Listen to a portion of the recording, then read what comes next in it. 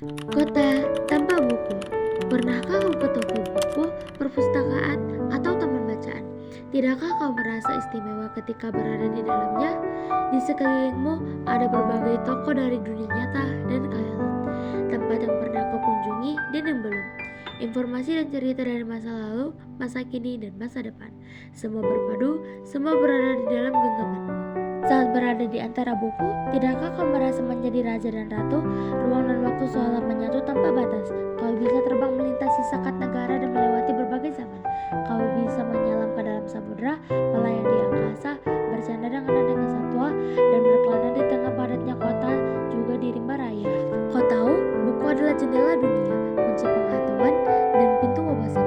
Muhammad Hatta sang proklamator berkata, "Aku rela di penjara asal bersama buku, karena dengan buku aku bebas." Melalui buku, manusia terbebas dari ketidaktahuan.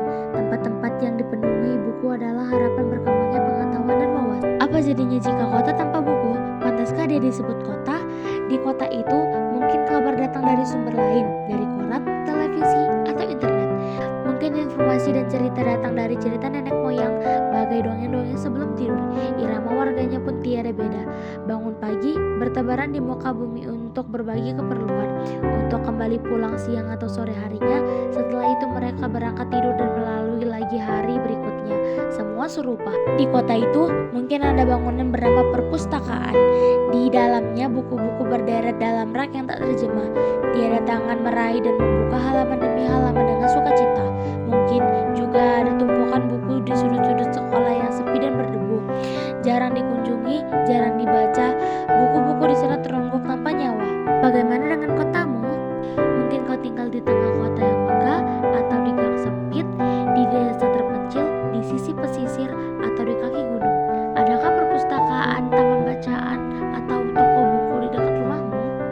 Jika ada, apakah tempat itu menjadi wadah berkumpulnya anak-anak dan warga, menjadi pusat berkembangnya wawasan dan pengetahuan, atau hanya menjadi pajangan? Maukah kau menjadi orang yang menghidupkannya? Kau bisa mengunjunginya dan mengajak teman-teman membaca dan berbagi cerita di sana. Jadikan tempat itu sumber kegembiraan dan pengetahuan. Ke tempat itu belum ada, maukah kau menjadi orang yang mulai menghadirkannya? Kau bisa memulainya dari sebuah sudut di teras rumahmu. Ajak teman-temanmu memulai langkah baru. Jangan biarkan waktu berlalu tanpa buku. Siapapun dirimu, bersahabatlah dengan buku. Dia akan menjadi teman setiamu sepanjang waktu.